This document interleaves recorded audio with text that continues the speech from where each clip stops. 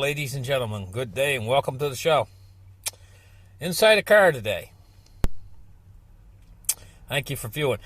Why can't this system that we have right now, why can't it just keep running and running and running and going on indefinitely into the future like it has been? Why does there have to be a crisis? Why does there have to be a collapse of the Western system? Well, this is a long, interesting story, and, I've said this oftentimes before, that the whole system here in the West is a fiat money Ponzi scheme. Just me mentioning that to you should tell you something about the reason why this has to collapse. 7 years ago when I started my channel, what were things like 7 or 8 years ago when I started my channel? For you guys out there, what did you see? What were things like? What were prices like? What was jobs like? What was the system like back then? Now compare it to what you see today, with grocery prices rising, wages not keeping up, an acceleration in inflation. This acceleration in inflation was there 7 or 8 years ago already. It's just that the system was much more stable, so it was much harder to notice it. Getting back to the root cause, take a look at the 2008 crisis.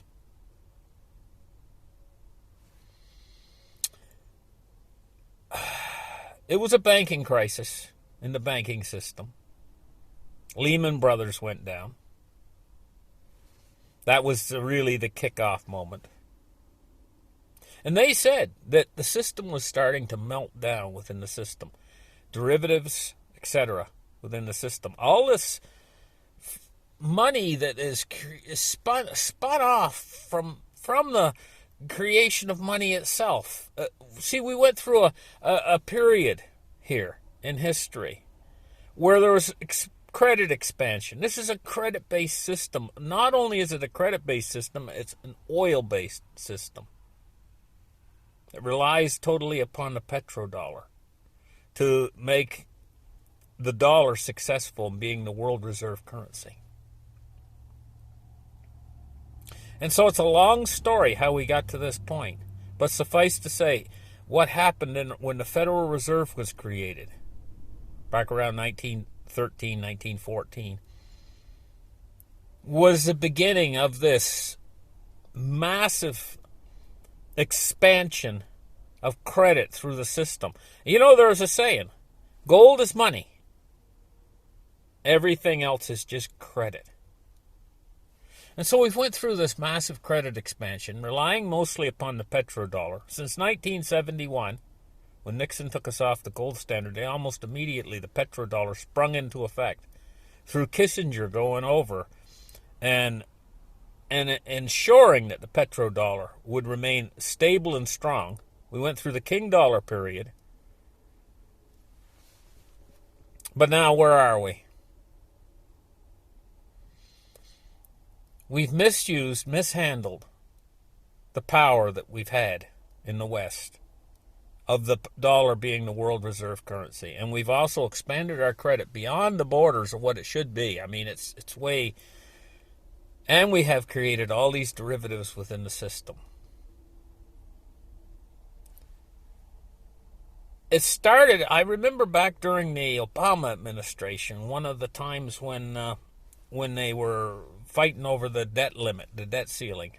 And they took it to the last minute or whatever. They were threatening government shutdowns, threatening the default on the debt was threatened. And that's been threatened numerous times through the debt ceiling. Honest to God, guys, China looked over and they saw that. And if they hadn't witnessed it before, they were very keen and interested in witnessing just exactly what this Ponzi scheme is.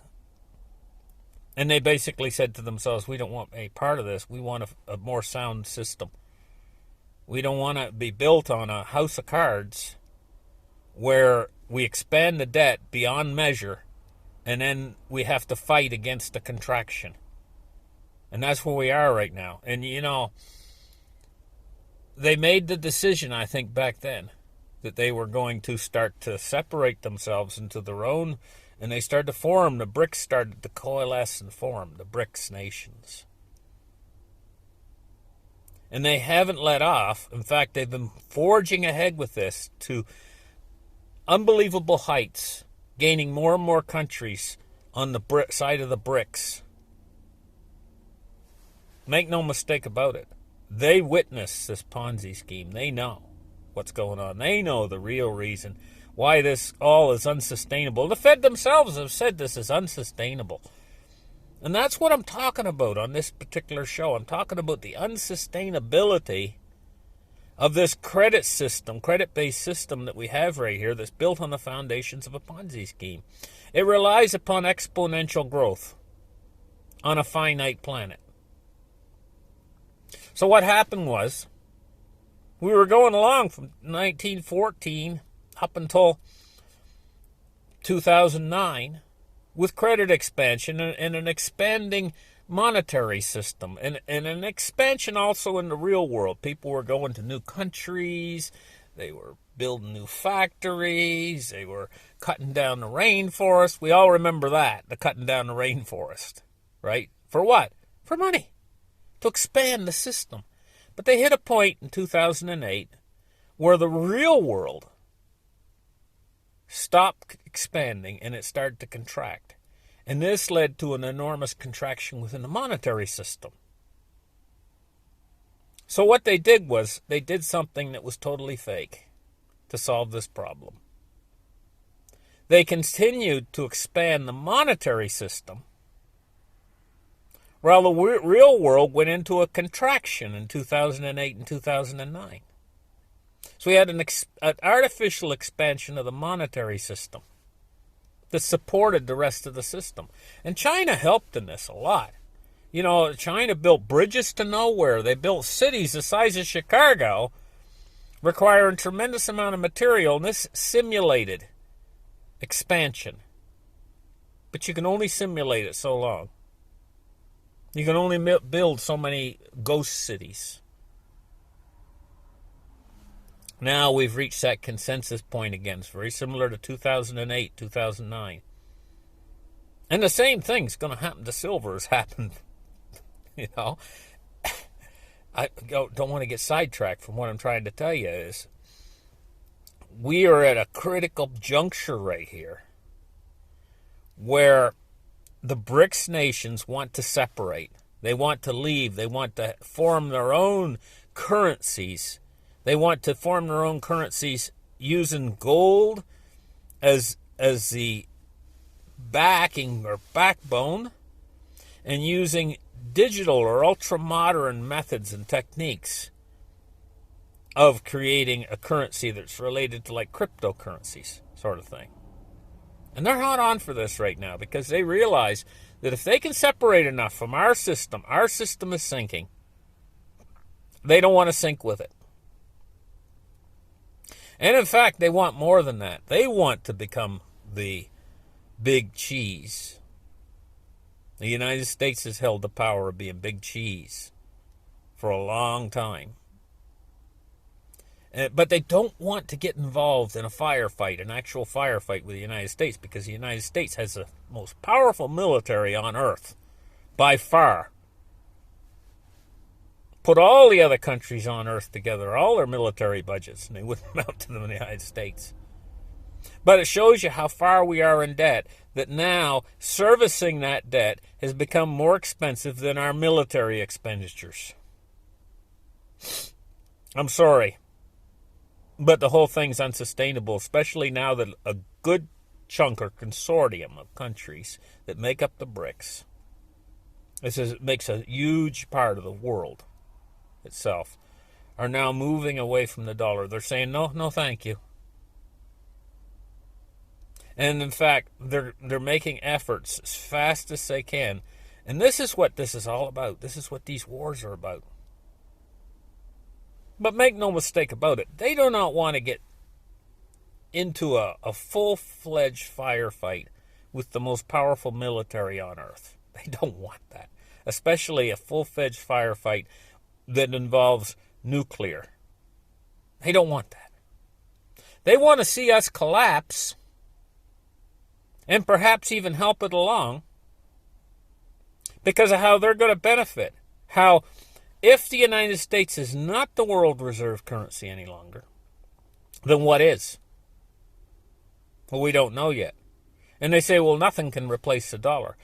Don't be so cocky. Don't be so sure.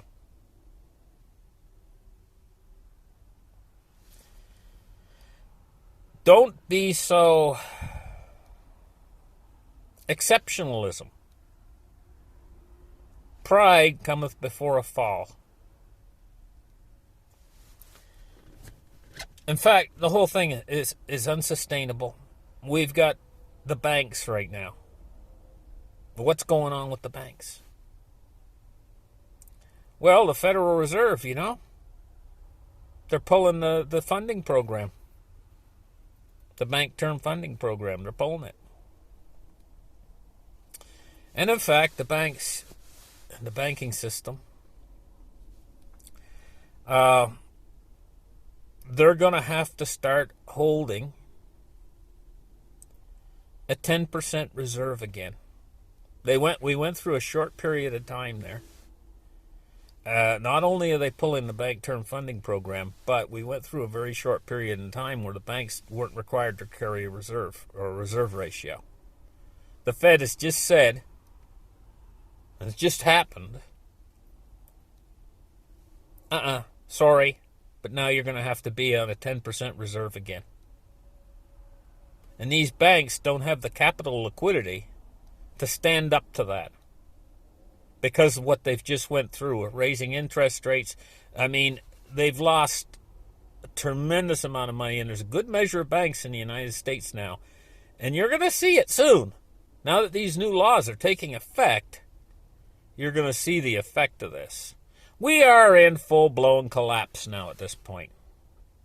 And we're sliding much faster than we were when I started my show. When I started my show, say we were sliding at 1 mile an hour. Now we're sliding down that hill at 5 or 10 miles an hour, and we're increasing speed. It's like a snowball effect. How much time do we have left before we witness the collapse of this Western system and the collapse of the currencies? And this is what the fight's all about between the BRICS and NATO. Is really about money. NATO doesn't want to give it up. And the BRICS want to take it. But they want to take it without firing a shot. They want us to collapse internally. That's how they want us to collapse. They want to see us collapse internally. But you know that internal collapse at a certain point, with the enemies at the gate watching, is going to lead to war. They're not going to accept, the West is not going to accept the position of being second dog in this race. The West is going to hit a certain point during the collapse where they're going to fight back. They're not going to give all this up to just say, okay, here, you can have it all. Panic's going to ensue. This is a collapse of the entire way of life of the West. This is a collapse of the monetary system. Because it's on a Ponzi scheme. The Fed's trapped now, completely trapped. They can't move left, they can't move right. They can't lower rates and because they're giving up on the dollar. This was a last-ditch attempt by the West to hang on to the dollar monopoly by making the dollar strong, by raising interest rates, by doing quantitative tightening and pulling money out of the system. But this is like trying to back up this ginormous machine of the financial system and the financial institution by draining it of liquidity to make the dollar strong, they verge setting the collapse off within the system, not unlike 2008. They're risking that to try to support the dollar and keep the dollar strong, keep the dollar as the best currency in the currency basket. Very much like Brett Johnson and his milkshake theory. But that can only go on so long before the system itself starts to actually die from within. And we're going to see that with right ahead, massive job losses, people running out of resources, people coming and crying to the government and saying, hey, we can't feed our children because of this tightening. We haven't seen that yet fully to the extent it's going to be manifest as. But then they're going to have to switch and go in the opposite direction. They're going to have to support. Otherwise, they're going to have some sort of a massive... The people just ain't going to take it. And so then they're going to have to give in to the people. And then the dollar's really going to start to decline. And what can they do? That's why I say they're trapped. They can't move left. They can't move right. And the BRICS are over there watching all this. And they're like... waiting, watching. Because they don't, like I say, they don't want to get fully involved in a firefight. But make no mistake about it, they want it all. They want all the cookies. The BRICS want all the cookies. They want to have the world reserve currency. They want to win this battle without firing a shot. They want to have the Western nations in subservience to a bright, shiny system that has gold backing it. Well, they say, well, the West has gold. In fact, if you go and you look on the internet and stuff and see who has the most gold in the world, you'll see that they list the United States as having the biggest gold reserve. And it's like, what, is it 8,000 tons or something? Or 80,000 tons? I forget the exact amount. Anyway, it's they list as being an 8, and China lists as being a 2, as far as gold reserves. 2.8, I think, China, and what is it, United States? 7.9 or 8.2 or something like that. So 4 times as much gold as China. That's on paper. But what is it in the real world? In the real world, they've never done an audit of the vaults of the United States. They don't know how much gold they got in there for real. That might be overstated by 10 times what they really have. And China might be understated by 10 times. But this is the official numbers out there. So they're going to use, China and Russia have been accumulating gold for a long time, and they're going to use it to back their new system. They don't care what we do over here in the West. They got everything they need over there. They produce everything. In fact, they produce stuff and ship it over here. We got a trade deficit. They got trade surpluses, or at least they had. They converted those trade, like China's converted the trade surpluses into like $1 trillion of U.S. treasuries. Over $1 trillion in U.S. treasuries that they've accumulated. The West is an integral part of the world's financial system. But this slow collapse of the Western financial system, and it has been slow, I think in the end is going to proceed faster and faster and faster. As the BRICS become more manifest and as it starts to expose the corruption in the Western system and the unbacked, everything's unbacked, everything's a derivative. Everything is not just a derivative, but everything is part of the Ponzi scheme. And look at what the bank's been doing lately. How are these banks going to continue to extend credit if the reserve requirements go up? And let's face it, our system runs on credit. If credit's withdrawn, it's almost like a man who's got like a dozen credit cards and he's living his entire life on those he's using one credit card to pay off the other credit card. This is like the West is like. And then all of a sudden the credit card company says, no, we're not going to extend your credit any longer. Do you think he's going to be able to keep going? In fact, they're going to say, okay, we want it all back now. This is the situation we're in, except on a much wider scale of the whole system. Our whole system's running on credit. The banks extend credit. This is how money's created.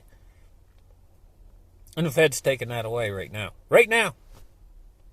By these extra reserve requirements. The banks, money they don't have, of course they're not going to be able to lend out more. Especially when they have to keep a 10% reserve. And you know, that sounds ludicrous to me. Honest to gosh, only 10%? That's all they have to keep? A bank, if we were having a stable system here, and talking about a stable system, the bank should have to have 100% reserve credit.